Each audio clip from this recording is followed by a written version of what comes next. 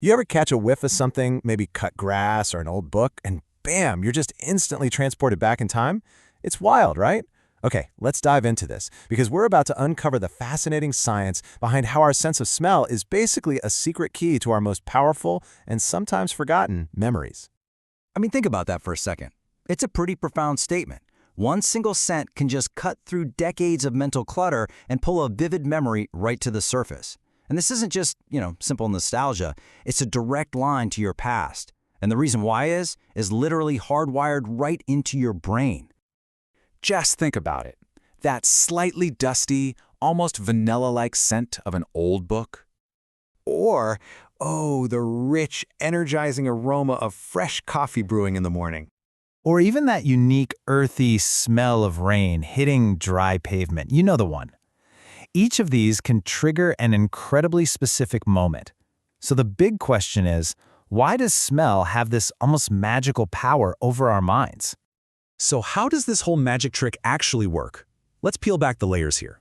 It turns out it all comes down to one key difference that makes smell totally unlike any of our other senses. And here is the key word, olfaction. That's just the technical term for our sense of smell. But here's the really crucial part. It is the only sense that has a direct, unfiltered connection to the brain's memory and emotion centers. That direct line, well, that's the whole secret. Okay, so let's actually trace this direct line. We're going to follow the journey of a scent from the air all the way to a memory, and you'll see just how incredibly unique this pathway really is. All right, here's how it works, step by step. A scent enters your nose and is pretty much checked in at the olfactory bulb. Think of it as the brain's reception desk for smells. Now from there, it takes a very special route. It goes straight to the amygdala, your brain's immediate emotion and threat detector, and then right to the hippocampus, which is kind of like your personal memory librarian. And, from an evolutionary standpoint, this makes perfect sense. Our ancestors needed to instantly recognize the smell of danger, like a predator or a fire, without having to think about it first. It was a survival shortcut. Now, this direct route means something absolutely crucial. It means we feel a scent before we even think about it. It completely bypasses our brain's logic filter, which is exactly why scent-based memories can feel so raw and immediate. And this really shows the difference perfectly. With sight or sound, that information first has to go to the cortex, our brain's logic center, for processing. But smell? Nope.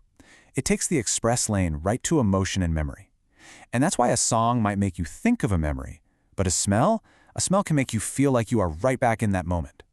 So if we take this science and bring it into our everyday lives, it means each and every one of us has a personal soundtrack of smells, a scent track, if you will, that maps out our most significant moments. It could be the perfume a loved one wore, the smell of freshly cut grass from summer holidays, a specific recipe cooking in your grandmother's kitchen, or even that unique, distinct scent of your childhood home or a dusty attic. These aren't just smells, they are literally stored experiences, just waiting to be unlocked. Now, knowing that we each have this personal scent track isn't just a cool piece of trivia, it's actually a tool. So let's shift from just understanding this phenomenon to, actually putting your nose to work. So let's try a little experiment right now to feel this in action. It's super simple, but it can be surprisingly powerful. I'll guide you through it. Okay, wherever you are, as long as it's safe to do so, just take a moment and close your eyes. Now, try to recall a very specific smell from your childhood. It could be anything at all. Crayons, the chlorine from a swimming pool, cookies baking in the oven. Really try to imagine it. And just notice what comes up. It's probably not just a fact or an image, right? It's a feeling, maybe an entire scene that just appears, completely unfiltered. That's your brain's direct line in action. Pretty cool. And get this, we can use this intentionally. If you want to create a mental state on demand, you can associate it with a scent. So for example, you could use lavender when you're relaxing, or maybe a citrus scent when you really need to focus. Your brain will start to link that smell with that specific state of mind. So the crucial point here is this. Once that association is built, smelling that scent later can help you snap back into that brain state much, much faster. So use the same scent when you're studying for a test and then smell it right before you begin. It's basically a shortcut for your brain. And that brings us to a final question for you to think about.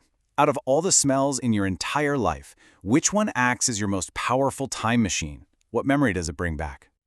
Ultimately, what this all shows us is that our brains have stored away far more of our lives than we even realize. So, pay attention to the sense around you. Your brain remembers way more than you think, and your memories are just waiting to be rediscovered.